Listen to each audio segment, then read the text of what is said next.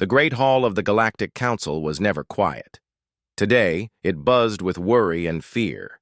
300 alien species filled the massive room, their voices mixing into a sound like angry bees. But one section stayed silent. The human section, Ambassador, Kang Wu sat straight in his chair. His dark suit looked simple next to the bright colors and strange shapes of the alien delegates around him. The other humans sat just as still. They had not spoken for 3 days. Council Chairman Velthar stood at the center podium. His crystal body caught the light and threw rainbows across the walls. The crystalline hegemony had led the council for 200 years. Velthar was used to being heard. The human delegation will now address the mining rights dispute on Kepler 442, Velthar announced. His voice rang through the hall like breaking glass. Kang Wu stood up slowly. Every alien eye in the room turned to watch him. He walked to the speaker's platform with calm steps. When he reached the microphone, he looked out at the sea of alien faces. "The human delegation has nothing to say about mining rights," Kang Wu said. His voice was quiet but clear. "We have nothing to say about trade disputes. We have nothing to say about border conflicts." The hall erupted in noise. Aliens clicked, whistled, and roared their confusion. Velthar's crystal form flashed bright red with anger. "This is not acceptable," Velthar said. "Humans have always helped solve these problems. Your species is known for finding peace where others find only war." Kang Wu nodded once. "That is correct. We were known for that. But today, things change." Reached into his jacket and pulled out a small data pad. The room fell silent again as he held it up. "Earth formally withdraws from all diplomatic relations with the Galactic Council," he read. "This withdrawal takes effect immediately. We will no longer serve as mediators. We will no longer help solve conflicts. We will no longer participate in council votes or decisions." The silence stretched like a held breath. Then chaos exploded across the hall. Aliens jumped from their seats. Some screamed, others demanded explanations. A few began arguing with each other right there in the hall. Velthar's voice cut through the noise like a laser. "Explain this madness. Humans cannot simply leave. You have duties, responsibilities." Kang Wu looked at the chairman with calm eyes. "We have reconsidered our position regarding galactic civilization. We find it lacking." Lacking? The word came from Admiral Thexke of the Void Collective. The military commander's forearms spread wide in disbelief. "Humans have benefited greatly from council membership. Your colonies, your trade routes, your technology exchanges." "Yes," Kang Wu said. "We have learned much." Something in his tone made the room go quiet again. It was not the voice of someone asking for help. It was not the voice of someone who needed the council. It was the voice of someone who had made up his mind. Kang Wu turned and walked back to the human section. The other human delegates stood up as one. They gathered their things without hurry and without speaking. "Wait!" Velthar called out. "You cannot simply leave without explanation. The council demands to know why." Kang Wu stopped at the door. He turned back one last time. "The council has had 30 years to treat humanity as equals," he said. "Instead, you chose to treat us as useful tools. Tools can be put away when they are no longer needed." With that, the humans walked out. The great doors closed behind them with a sound like thunder. The hall erupted again. This time, the noise was different. It was the sound of fear. Far away on Earth, President Park Hana stood before the World Assembly. The great dome of New Geneva housed representatives from every nation on the planet. They waited to hear why their species had just turned its back on the galaxy. "My fellow humans," Park began, "today we end a chapter in our history. For 30 years, we have served the galaxy as peacekeepers and mediators. We believed this was the right path. We believed cooperation would lead to respect and equality." She paused and looked out at the faces watching her. Some looked worried. Others looked angry. A few looked excited. We were wrong. The simple words hit the assembly like a physical blow. Voices rose in questions and protests, but Park raised her hand for silence. 3 months ago, our intelligence services discovered the truth about our place in the galaxy. For 30 years, the other species have been working together to limit human growth and expansion. They have blocked our trade routes. They have denied us access to resources.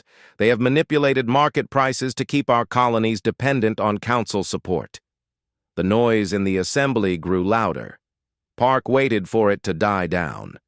They have done this while asking us to solve their problems, while asking us to keep peace between their species, while smiling and calling us friends. Intelligence Director Kim Tae stood up from the front row. In his hand was a data tablet showing pages and pages of evidence. "The files are all here," Kim said. "Secret meetings, hidden agreements, plans to keep humanity weak and manageable. They never saw us as equals. They saw us as useful servants." Park nodded. "So we have decided to stop serving. We have decided to stop being useful. We have decided to see what happens when the galaxy must solve its own problems." The questions came all at once. What about trade? What about the colonies? What about the humans living on alien worlds? "All human citizens are being recalled to human space," Park announced. "All trade with alien species will stop. All diplomatic contact will end. As of today, humanity stands alone." She looked out at the assembly one more time. "We will see how long the galaxy can manage without us." The vote was not even close. Humanity would withdraw from galactic civilization. The species that had kept peace for 30 years would let the galaxy tear itself apart. In his office high above the city, Kim Tae looked at his computer screens. They showed the locations of every human ship, every human colony, every human citizen in the galaxy. Soon, they would all come home. He smiled. The aliens thought they knew humanity. They thought humans were weak and peaceful by nature. They were about to learn how wrong they had been. The galaxy had made one simple mistake. They had forgotten that the best diplomats are often the best warriors. They just choose not to fight. That choice was about to end. 6 months had passed since the humans walked out of the Galactic Council. 6 months of silence from Earth and every human colony. The galaxy was learning what life looked like without humanity's helping hand. Admiral Thex Kue stood in the council's war room, staring at the holographic display floating above the central table. Red markers showed active conflicts across known space. There were more red markers than he had ever seen. "Status report," he said to his aide, a young ethereal named Sithka. "3 major wars, Admiral," Sithka replied, her voice like wind through crystals. The border conflict between the hegemony and the Void Collective has exploded into full combat. 17 systems are now involved. Thexque's 4 arms crossed in frustration. The humans kept that conflict quiet for 20 years. 20 years of peace gone in 6 months. It gets worse, Sithka continued. The Aquatic Federation and the Silicon Dynasty are fighting over water rights to the Tau Ceti system. The Federation has threatened to poison 3 worlds if their demands are not met. And the third conflict? The insectoid swarm has declared war on the Machine Collective over mining rights. Both sides are using weapons banned by the peace accords. Thex QA's main eyes closed while his smaller sensor eyes continued watching the display. Every conflict had the same story. Old enemies who had learned to live in peace because human mediators helped them find solutions. Now, without those mediators, they were back to solving problems with weapons. "Have we heard anything from human space?" he asked. "Nothing, Admiral. No communications. No trade ships. No diplomatic messages. It is as if humanity has simply vanished from the galaxy." But humanity had not vanished. They had just become invisible. On the human colony world of New Seoul, Governor Lee Dong walked through the massive underground factories that had been built in secret over the past 10 years. The sound of construction filled the air. Thousands of workers moved between assembly lines that stretched further than the eye could see. "Production report," Lee said to his assistant, Dr. Choi Min. "Ahead of schedule, Governor," Min replied, checking her tablet. "We will have 50 new ships completed this month. The Mars shipyards report similar numbers." Lee nodded as he watched a massive warship take shape on the assembly line before them. The ship was larger than anything the aliens had seen humans build. Its armor was thicker. Its weapons were more advanced. Its engines were faster. "The aliens always wondered why our colony ships were so simple," Lee said with a smile. "They thought we were behind in technology." "They never asked the right questions," Min agreed. "They saw what we wanted them to see." The truth was that human colony ships were simple because they only carried people and basic supplies. Everything else was already waiting when the colonists arrived. Hidden factories, underground bunkers, weapon depots. The humans had been preparing for this day since they first joined the galaxy. Lee stopped in front of a display showing the status of all human colonies. Green lights showed that each world was ready. Food production was sufficient, defense systems were online, population was stable. "How long can we maintain this isolation?" he asked. "As long as we need to," Min answered. "Every human world is now self-sufficient. We do not need alien trade or alien resources. We built it that way on purpose." "And our intelligence network?" Min's smile grew wider. "Still active. The aliens think we have gone silent, but our spy networks are better than ever. We know about every ship movement, every military plan, every political meeting." She handed Lee a data pad showing recent intelligence reports. The crystalline hegemony was planning a massive attack on void collective mining stations. The Aquatic Federation was moving their war fleet toward Tau Ceti. The Machine Collective was building weapons that could destroy entire planets. "They are falling apart without us," Lee observed, "exactly as we predicted they would." Meanwhile, in the depths of space, Captain Ryu Jin commanded the stealth ship Silent Thunder. The ship was invisible to alien sensors, coated with technology that bent light and absorbed energy scans. To any alien watching, this section of space was completely empty. But Jin and his crew were not empty-handed. They were watching. "Target acquired," his sensor officer reported. "Hegemony battle fleet, 200 ships strong, heading for the void border." Jin nodded. "Record everything. Ship types, weapon configurations, shield frequencies. The Admiral will want complete data." The Silent Thunder was one of 50 such ships scattered throughout the galaxy. While the aliens thought humanity had disappeared, human eyes were everywhere. Human ears heard every communication. Human computers analyzed every piece of data. The aliens had made a crucial mistake. They believed that diplomatic species were weak species. They thought that because humans preferred to talk, humans could not fight. They were about to learn the difference between cannot and will not. On Earth, President Park sat in her office reading the daily intelligence reports. The galaxy was burning, just as her advisors had predicted. Without human mediators, old conflicts were exploding into new wars. Without human peacekeepers, small disputes were becoming major battles. Her aide, Secretary Yoon Jae, entered with more reports. "The Council has sent 17 requests for emergency mediation," Yoon said. "They are offering significant payment for our services." "Ignore them," Park replied without looking up from her reading. "They have also tried to contact us through trade channels, through third-party species, and through our old embassy on Nexus Prime. Ignore all of it." Yoon hesitated. "Madam President, some of the conflicts are quite serious. The Tau Ceti situation could result in the death of billions if the Federation carries out their threat to poison the water worlds." Park finally looked up. Her eyes were cold and hard. "The galaxy chose to treat us as servants rather than equals. Servants can be dismissed when they are no longer wanted, but when servants leave, masters must learn to take care of themselves." She stood and walked to the window overlooking the city below. New Geneva was busier than it had ever been.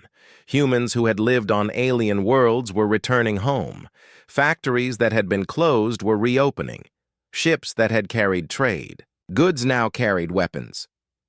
"How long before the Council realizes we are not coming back?" she asked. "Based on our analysis of their psychology, they still believe this is a negotiating tactic. They think we will return when they offer us better terms." Park's laugh was bitter. Better terms, as if this was about money or trade rights. "What should I tell our field agents?" "Tell them to keep watching, keep recording, keep learning. The aliens spent 30 years studying us while we mediated their conflicts. Now it is our turn to study them." She turned back to Yoon. "And tell our military commanders to accelerate production schedules. When we finally reveal ourselves again, I want the galaxy to understand exactly who they have been underestimating." Far out on the rim of human space, the automated defense stations that had been built in secret over the past decade powered up to full operation. Massive weapons platforms that could destroy entire fleets came online. Sensor networks that could detect ships from light years away began their constant watch. The galaxy thought humanity had retreated to lick their wounds. In reality, humanity had retreated to prepare for war. The aliens had wanted to keep humanity weak and manageable. Instead, they had given humanity 30 years to learn everything about their technology, their tactics, and their weaknesses. They had given humanity time to build weapons and defenses that far exceeded anything the galaxy had seen. Most importantly, they had given humanity a reason to use those weapons. The galaxy was about to learn that there is a difference between a species that chooses peace and a species that is incapable of war. Humanity had always been capable of war. They had simply been waiting for a good reason to start one. 1 year had passed since humanity's withdrawal from galactic civilization. The Galactic Council chambers, once a place of order and diplomacy, now looked like a war room. Emergency sessions ran day and night. The Great Hall buzzed with desperate voices trying to solve conflicts that grew worse by the week. Council Intelligence Chief Zordak stood before the emergency assembly, his 6 tentacles trembling with stress.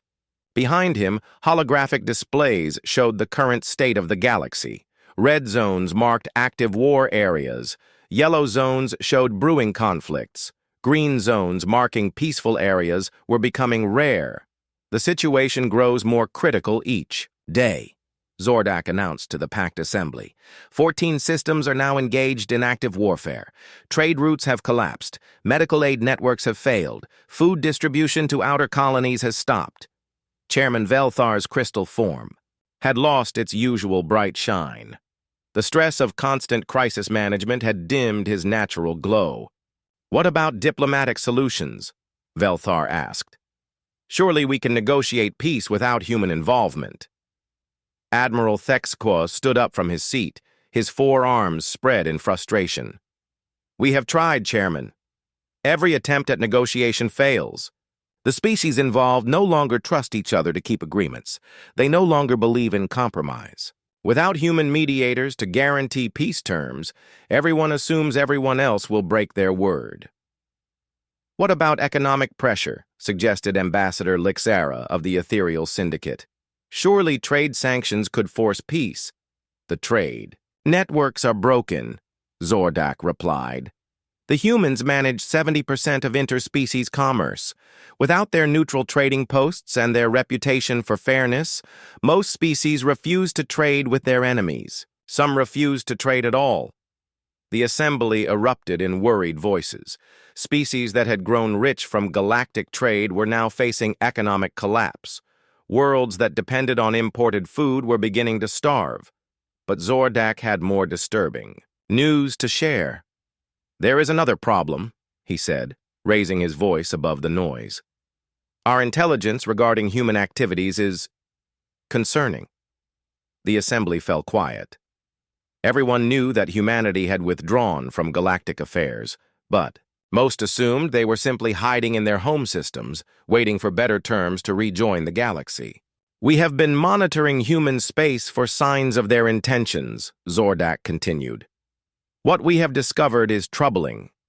He activated a new holographic display showing the human regions of space. Instead of the small, scattered colonies that most aliens remembered, the display showed something very different. Human space has expanded by 300% in the past year, Zordak announced. Worlds that we believed were uninhabited or underdeveloped now show massive populations and industrial activity. Gasps and worried sounds filled the chamber. This was impossible. The Council had carefully monitored human expansion for decades. They had treaties limiting where humans could build colonies. How is this possible? Demanded Velthar. We have monitoring stations throughout human space. We would have detected such expansion. Zordak's tentacles curled with embarrassment. It appears our monitoring was inadequate. The humans were better at hiding their activities than we realized. He changed the display to show detailed scans of individual human worlds. What the assembly saw made them fall silent with shock. Massive cities covered entire continents. Orbital platforms surrounded every planet. Shipyards larger than anything in the galaxy floated in space around human worlds. Most disturbing of all were the defense platforms bristling with weapons that no alien recognized. This is the human colony of New Sol, Zordak explained, highlighting one world. We believed it held a few 100,000 colonists engaged in simple farming and mining. Current scans show a population of over 50 million and industrial capacity that rivals our greatest manufacturing worlds. The display shifted to another world, the human colony of New Busan. We thought it was an agricultural research station. In reality, it appears to be one of the largest shipbuilding facilities we have ever detected. More worlds appeared on the display, each revealing the same pattern. Human colonies that appeared small and peaceful from the outside were actually massive industrial and military complexes. How long have they been hiding this from us? Asked Admiral Thexka. Based on our analysis, possibly since they first joined the galaxy 30 years ago. The implications hit the assembly like a physical blow. For 30 years, the aliens had believed they were managing human expansion to prevent humanity from becoming a threat. In reality, humanity had been expanding freely while making the aliens think they were weak and limited. On Mars, Fleet Admiral Song Yuna walked through the command center of the Terra Defense Force. Around her, hundreds of officers monitored displays showing the location and status of every human military asset in the galaxy. The numbers would have shocked the Alien Council. Status report, Yuna ordered her aide. Captain Ryu Jin. All fleets are at full readiness, Admiral, Jin replied. Stealth reconnaissance continues throughout alien space. Our intelligence networks remain undetected. What about alien military capabilities? Jin activated a holographic display showing detailed analysis of every major alien fleet, ship counts, weapon specifications, tactical doctrine. Everything was laid out in precise detail. We have complete intelligence on their military forces, Jin said. 30 years of serving as mediators gave us access to every alien military. Secret. We know their strengths, their weaknesses, and their battle plans. Yuna smiled coldly. And they know nothing about ours. Correct. Our stealth technology remains undetected. Our weapon capabilities are unknown to them. Our true ship numbers are hidden. As far as they know, humanity has a few dozen light patrol vessels. In reality, we have over 2,000 frontline warships, with more coming online every month. Our technology is 20 to 30 years ahead of theirs in most areas. Yuna walked to a large display showing the current state of galactic conflicts. Red markers showed where alien species were fighting each other. The fighting was spreading every day. How much longer until complete galactic war? She asked. At current rates of escalation, perhaps 6 more months, the economic collapse will accelerate the timeline. Perfect. By then, every species will be weakened by constant fighting. They will be desperate for someone to restore order. And we will be ready to provide that order? Yuna's smile grew wider. On our terms this time. Meanwhile, on Earth, Dr. Choi Min stood in the depths of the Terra research facility, reviewing humanity's most classified projects. Around her, scientists worked on technologies that would revolutionize space warfare. Energy shields that could stop any known weapon, faster-than-light drives that could move fleets across the galaxy in days instead of months, weapons that could crack planets. "How did we advance so quickly?" asked her assistant, Dr. Park Jun. "We never stopped advancing," Min replied. "While the aliens thought we were focusing on diplomacy, our best minds were solving the galaxy's greatest technical challenges. Every alien species shared their technology with us because they trusted us. We combined all of that knowledge and improved on it. And they never suspected? Why would they? We were the peaceful mediators. We helped solve their problems. We kept their secrets. They saw us as useful servants, not potential rivals." Min activated a display showing the timeline of human technological development. The advances were staggering. In 30 years, humanity had gone from a single-world species to a galactic power with technology that exceeded every other species. "The galaxy made a simple mistake," Min continued. "They forgot that the same intelligence that makes someone a good diplomat also makes them a good scientist, a good strategist, and a good warrior. What happens now? Now we wait. The galaxy will tear itself apart fighting wars they cannot win. Trade will collapse. Governments will fall. Billions will die. And when the survivors finally realize they need help, they will turn to the only species capable of providing it. Us.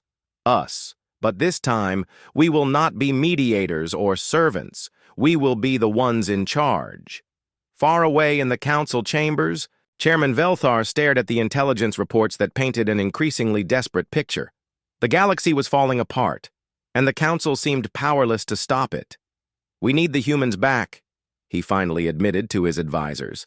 "Whatever they want, whatever terms they demand, we must negotiate their return." "What if they refuse?" asked Admiral Thexka. Velthar was quiet for a long moment. Finally, he spoke the words that no council leader had ever thought they would. "Need to say, then we will have to beg." The species that had spent 30 years managing humanity was about to learn who had really been in charge all along. 18 months after humanity's withdrawal, Chairman Velthar made a decision that would have been unthinkable just 2 years before. The leader of the Galactic Council would personally travel to Earth to beg for humanity's return. The great council chambers were nearly empty as Velthar announced his intention. Many species had withdrawn from council sessions to focus on their own survival. The ethereal syndicate was threatening to destroy 3 agricultural worlds unless their territorial demands were met. The Machine Collective and Insectoid Swarm were locked in a war that had already consumed 12 star systems. The galaxy was eating itself alive. "This is madness," protested Admiral Thexka. "No council chairman has ever traveled to negotiate with a single species. It shows weakness." Velthar's crystal form had grown dim with stress and exhaustion. "We are already weak," he replied. "The galaxy burns while we debate protocol. If humbling myself before the humans will restore peace, then I will humble myself." Intelligence Chief Zordak supported the chairman's decision. "Our latest reports show the situation is beyond our control. Without human intervention, we face complete galactic collapse within months." The journey to Earth took 3 weeks aboard Velthar's personal ship, the Crystal Harmony. It was the most advanced vessel the crystalline hegemony had ever built. But as it approached the edge of human space, Velthar realized it was woefully inadequate. "Chairman," called his ship's captain, "we are being scanned by something." "Alien vessels?" Velthar asked. I cannot tell, sir.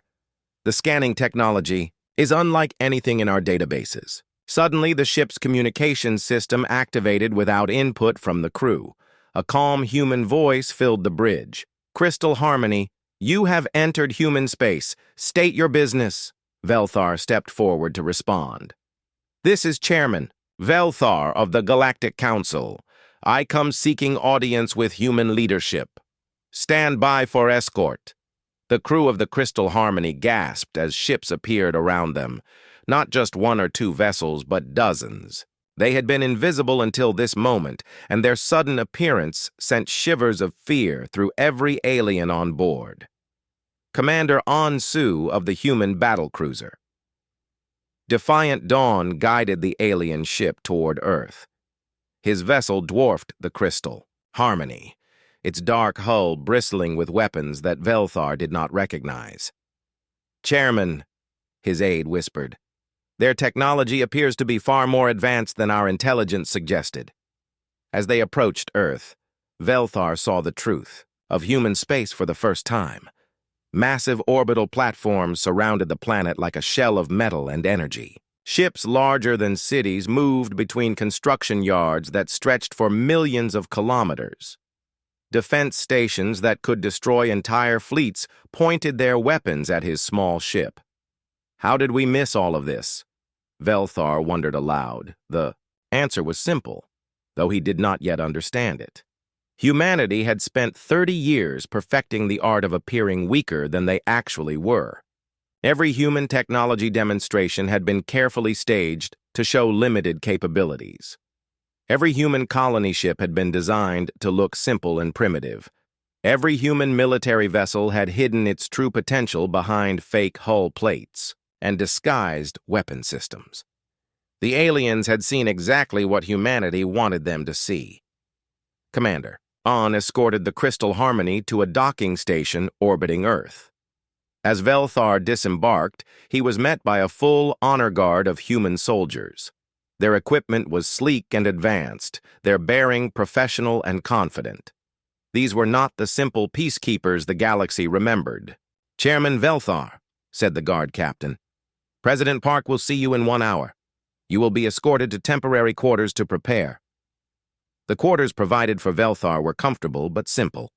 Through the window, he could see the sprawling megacity of Neo-Tokyo far below. The city covered the entire visible horizon, its towers reaching up toward space. Millions of lights twinkled like stars, showing a civilization far more advanced than anything the Council had imagined. When the time came, Velthar was escorted to the presidential palace. The building was both modern and traditional, combining Earth's ancient architectural styles with technology that seemed almost magical. Gardens filled with earth plants created peaceful spaces between rooms filled with advanced computers and communication equipment. President Park Hana received him in a conference room overlooking the city. She sat at the head of a long table, flanked by advisors whose faces showed calm confidence. There was no fear in this room, no desperation. These were not people who needed the Council's help. "Chairman Velthar," Park said, gesturing to a chair across from her. "Thank you for making the journey to Earth." Velthar settled into the provided chair, which had been designed to accommodate his crystal physiology. "President Park, I come seeking the restoration of diplomatic relations between humanity and the Galactic Council." "I see. And why should humanity be interested in such restoration?" The question caught Velthar off guard. In all his preparation for this meeting, he had never considered that humanity might simply refuse to negotiate. "The galaxy is in crisis," he began. "Wars spread every day. Trade has collapsed. Billions suffer without the peace that human mediation provided. And this concerns humanity how?" Velthar's crystal form flickered with confusion. "Surely you cannot wish to see such suffering continue." Park leaned back in her chair, studying the alien leader with calm eyes. "For 30 years, humanity worked to prevent such suffering. We mediated conflicts. We maintained peace. We facilitated trade. And all the while, the Council worked behind our backs to limit our growth and keep us weak. That is That was a mistake, Velthar admitted. The Council was concerned about rapid expansion by any single species. The Council was concerned about competition, Park corrected. You were comfortable with humanity as long as we remained useful servants. The moment we might become equals, you conspired to hold us back. Velthar's advisors had prepared him for difficult negotiations, but this felt more like a trial, and he was the one being judged. What would it take for humanity to return to the Council? He asked. Park smiled, but it was not a warm expression. Return? Chairman, I think you misunderstand our position. We are not interested in returning to the Council as we were. Then what do you want? We want acknowledgement of reality. For 30 years, the galaxy pretended that humanity was a junior species that needed guidance and management. The truth is that humanity has been the most advanced species in the galaxy for the past decade. We have better technology, stronger military forces, and more efficient government systems. That is impossible, Velthar protested. Our intelligence shows— Your intelligence shows what we wanted it to show, Park interrupted. Did you really think that a species capable of mediating complex diplomatic disputes was incapable of hiding their true capabilities? She activated a holographic display that filled the room. It showed the true extent of human space. Hundreds of worlds, thousands of ships, technology that made Council science look primitive. This is what humanity actually looks like, Park said. We allowed you to believe we were weak because it served our purposes. While you plotted to control us, we were studying you, learning your weaknesses, preparing for the day when your usefulness would end. Velthar stared at the display in shock. If this was real, if humanity possessed even half of what the display showed, then the balance of galactic power had been completely wrong for decades. What do you intend to do with this power? He asked. That depends, Park replied, on how quickly the galaxy learns to accept new management. The words hung in the air like a threat. Velthar realized that he had not come to negotiate humanity's return to the Council. He had come to negotiate the galaxy's surrender to humanity. The Council will never accept human dominance, he said. Park's smile grew wider. The Council no longer has a choice. Your species are tearing each other apart. Your economies are collapsing. Your military forces are exhausted from constant warfare. In 6 months, maybe less, you will be begging us to impose order. And if we refuse, then you will continue fighting until there is nothing left worth ruling. Velthar left Earth with no agreement and no hope. The species he had come to recruit as allies had revealed themselves as conquerors. As his ship departed human space, he stared back at the orbital fortresses and realized the truth. The galaxy had not lost its peacekeepers. It had created its new masters, and there was nothing anyone could do to stop them. 2 years after humanity's withdrawal from galactic civilization, the first human fleet appeared at the contested border between the ethereal syndicate and the crystalline hegemony. The sight that greeted the warring aliens was beyond anything they had imagined possible. Fleet Commander Yoon Jae stood on the bridge of the massive dreadnought Terra's Might, watching the tactical displays show the positions of both alien fleets. The ethereal ships glowed with strange energy, while the crystalline vessels sparkled like deadly jewels in the darkness of space. Between them lay 3 agricultural worlds that the Syndicate had threatened to poison unless they're territorial. Claims were accepted. Both fleets are moving to intercept us, reported Captain Kim Dae from the tactical station. The Ethereals have 40 ships. The Hegemony has 60. They appear to be forming a temporary alliance against us. Yoon smiled grimly. How predictable. When faced with a common threat, enemies become allies. Too bad it will not help them. The human fleet consisted of only 20 ships, but each vessel was larger and more advanced than anything the aliens had built. Weapons that bent space itself lined their hulls. Shields that could absorb the energy of entire stars protected them. Engines that warped reality allowed them to move faster than light while remaining in normal space. "Open communications to both fleets," Yoon ordered. The main display activated, showing the commanders of both alien forces. Admiral Kethza of the Ethereal Syndicate appeared as a being of pure energy contained within a crystalline shell.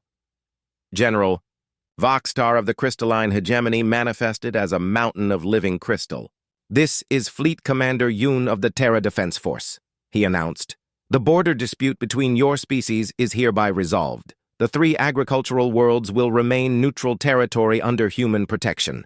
Any attempt to claim or attack these worlds will be met with immediate retaliation." Admiral Kethza's energy form pulsed with anger.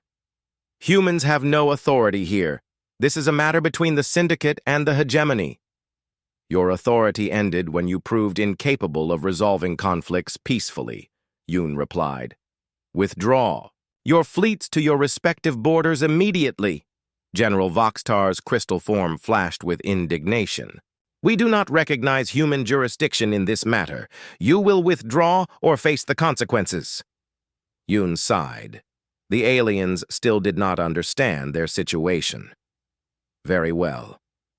Let me clarify your position." He nodded to Captain Kim, who activated the fleet's targeting systems. Instantly, every human ship locked weapons onto the alien vessels. But the aliens' sensors detected something impossible. The human ships were targeting specific systems on each alien vessel with perfect accuracy, from distances that should have made such precision impossible. "We are currently tracking the shield generators, weapon systems, and engine cores of every ship in your fleets," Yoon explained calmly. "We can disable any or all of your vessels without harming your crews, or we can destroy you completely. The choice is yours." Admiral Kethza's energy form flickered with uncertainty. "This is impossible. No targeting system can achieve such precision at this range." "Your technology cannot," Yoon agreed. "Ours can. You have 30 seconds to begin withdrawal." The alien commanders cut their communications to consult with their fleets. Yoon could see their ships moving into attack formations, preparing to test human resolve. He shook his head sadly. "Some lessons can only be learned the hard way," he said. The ethereal fleet attacked first, launching energy weapons that could melt continents. The crystalline ships followed with projectiles that moved at near light speed. A combined barrage from 100 alien warships raced toward the human fleet. None of the attacks reached their targets. The human ship's defensive systems activated automatically, creating barriers in space that absorbed or deflected every incoming weapon. Energy beams bent around the human vessels as if they were not there. Solid projectiles simply vanished as they approached the fleet. "Return fire," Yoon ordered. "Disable only." The human response was surgical in its precision.